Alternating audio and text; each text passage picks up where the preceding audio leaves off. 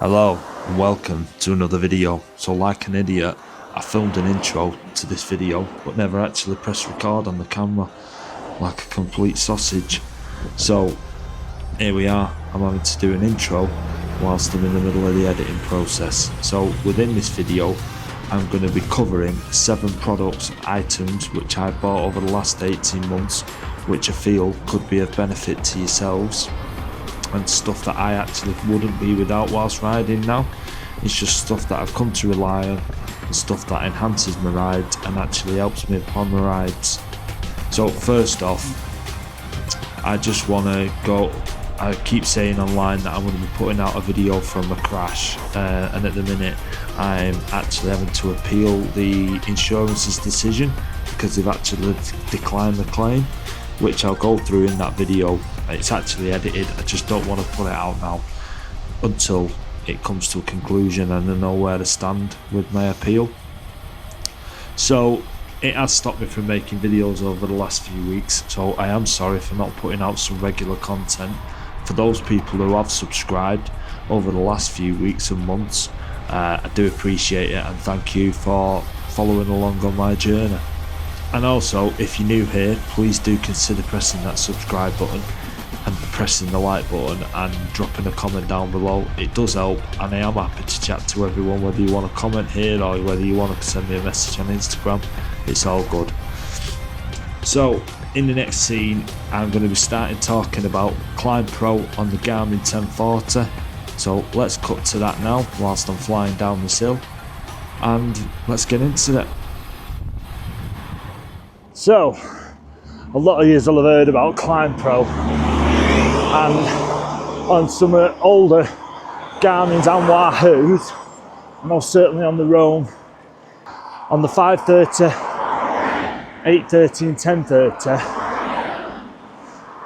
when you load a map you get the Climb Pro feature, but on the newer devices you get Climb Pro anywhere. So you can literally just jump on your bike and go ride. And here's how it looks.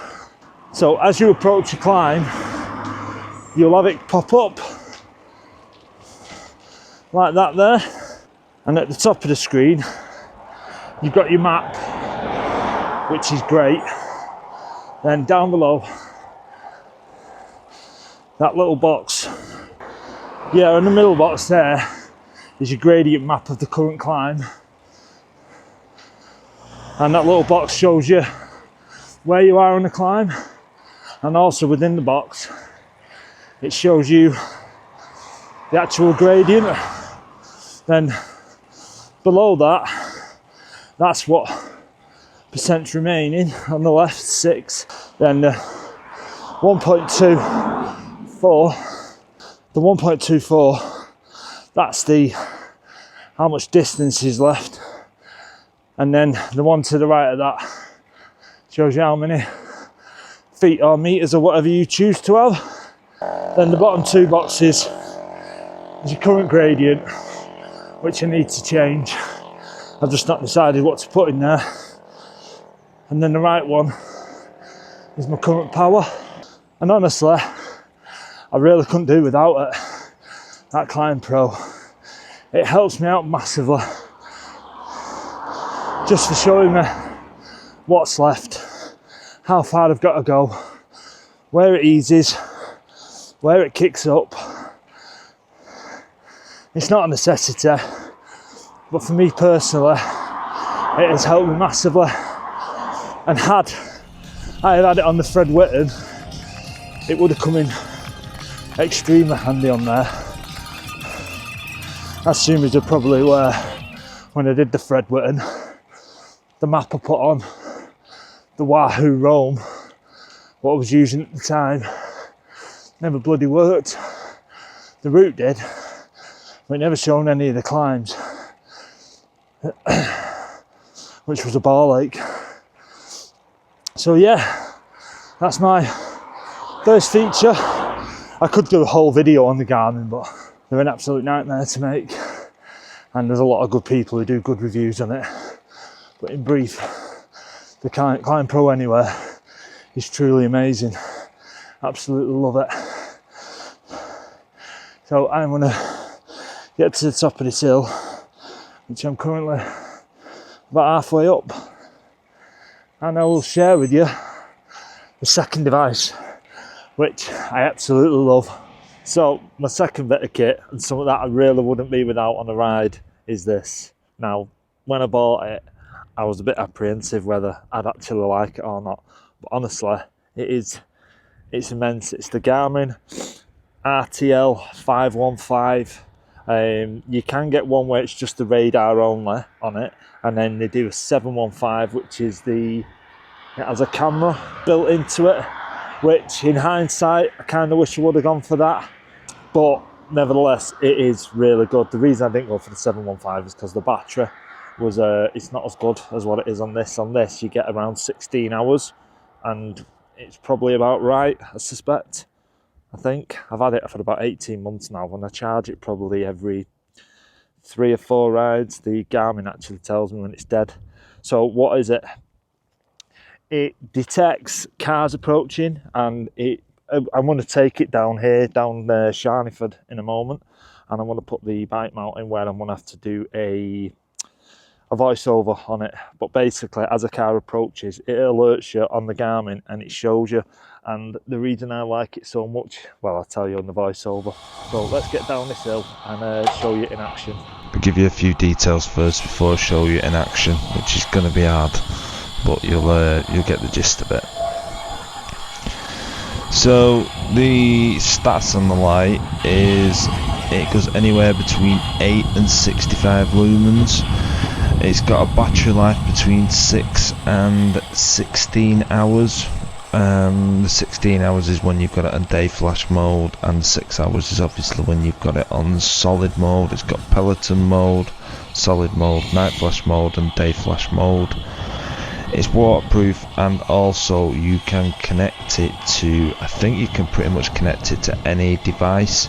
I know certainly you can connect it to the Wahoos, and obviously you can connect it to the Garmins. I'm pretty sure Hammerhead, and I'm not sure about any of the lower tiered ones. You'd have to have a look at that if it's something that you're interested in.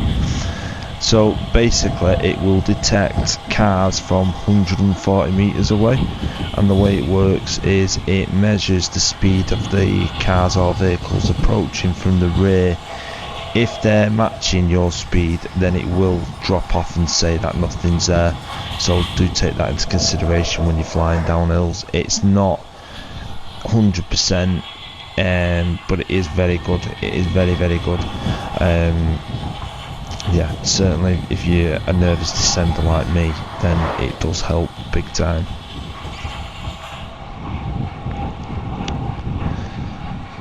So in a moment you're going to hear a beep. I'll just skip ahead to that now. And just keep your eye on the left hand side of my Garmin, which you can just see popping in and out, but you will see it pop up. So it makes an audible beep there, and you get 2 red bars either side. See how it's just gone off? That was when he was just matching my speed, but now the car behind me is making its approach to overtake me.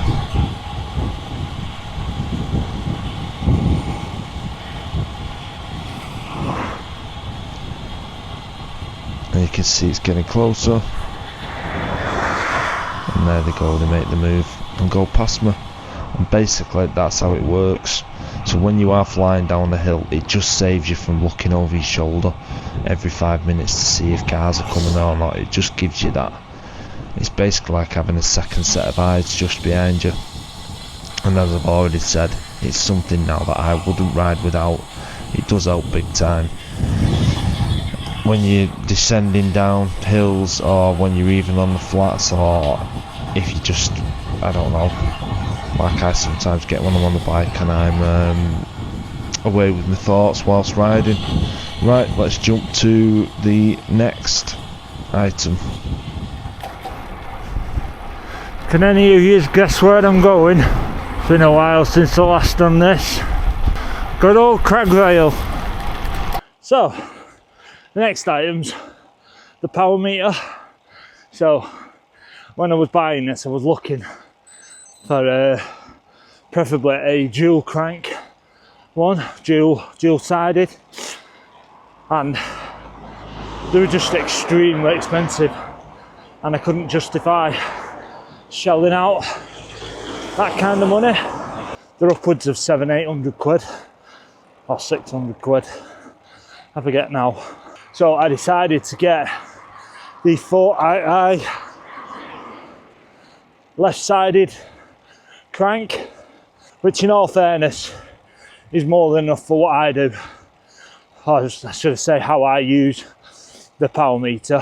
One of the features I do like in it is the it's got Apple Find My on there, so I can track my bike, which is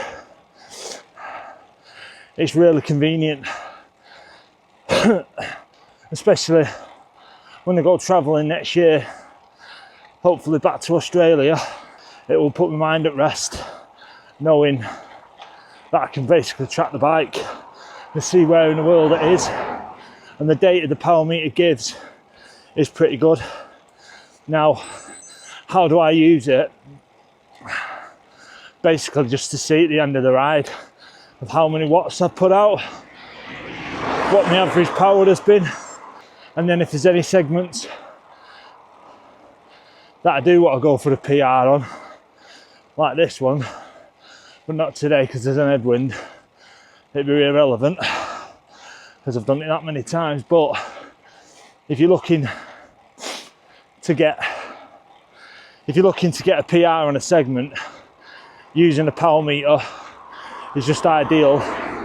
And then also, if you're doing any kind of training plan, training at power over heart rate is better, purely because your power, you can see that straight away. Well, that's pretty much straight away. As soon as you start putting out what's required for the training plan, whereas the heart rate, your heart takes longer to build up to the given heart rate, I guess. But yeah, I am impressed with this. But I'm going to get myself to the top of this hill and I'll share with you. I've got 2 more left to go. So next bit of kit is these, my Oakleys. Absolutely love them.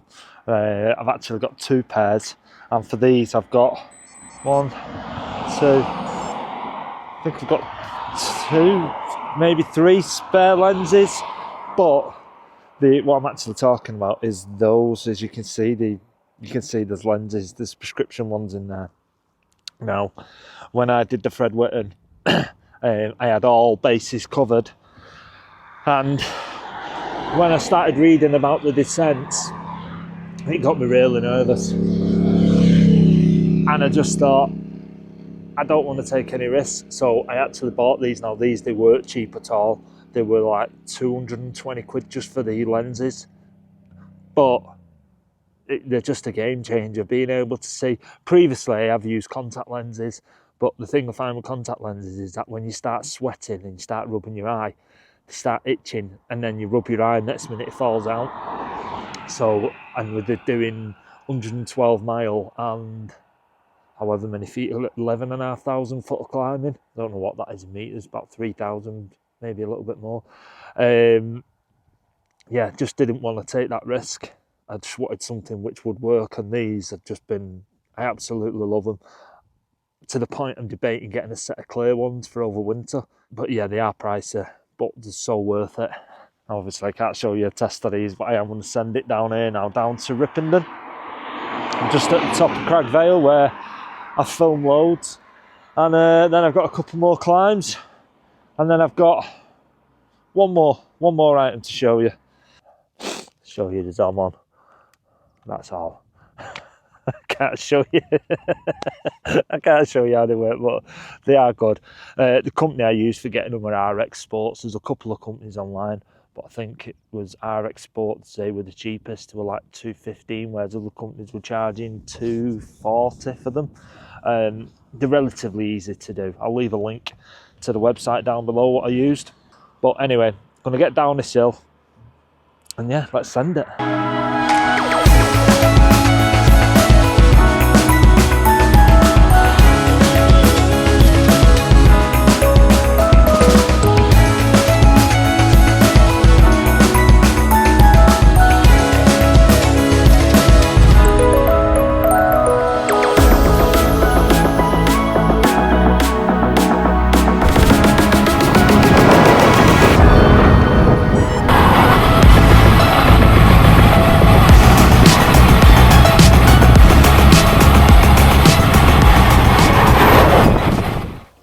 So the next item, as promised, it's a few days after now.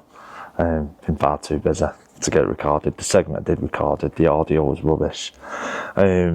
So yeah, the next item on the list is these, my Shokz. Now they're a bone conducting headphone. There's a few people out there that say that the audio quality, sound quality of them is great. Now let me tell you, it's not. They're not that good.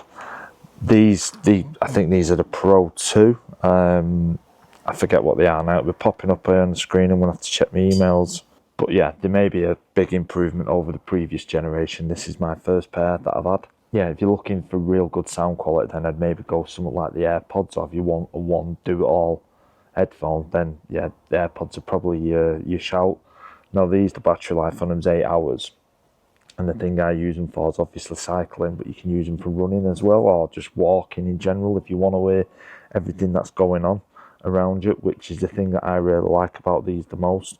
So when I'm out on the ride, I'm not too fussed about extreme sound, although I do appreciate extreme sound and real good sound quality. But when I'm out on a ride, I want to hear what's going on around me, and these are there mainly to take my head off going through pain. This is how they look on. And yeah, you can't tell they're there, to be honest with you. But yeah, great bit of kit and really do help me on my rides. So that is the end of the video. I appreciate this has been a long one. If you do want to consider pressing that subscribe button, it'd be a massive help. And yeah, on that, I'm going to leave it here. So yeah, till next time, take care, ride safe, and I will see you in the next one. Take care, guys.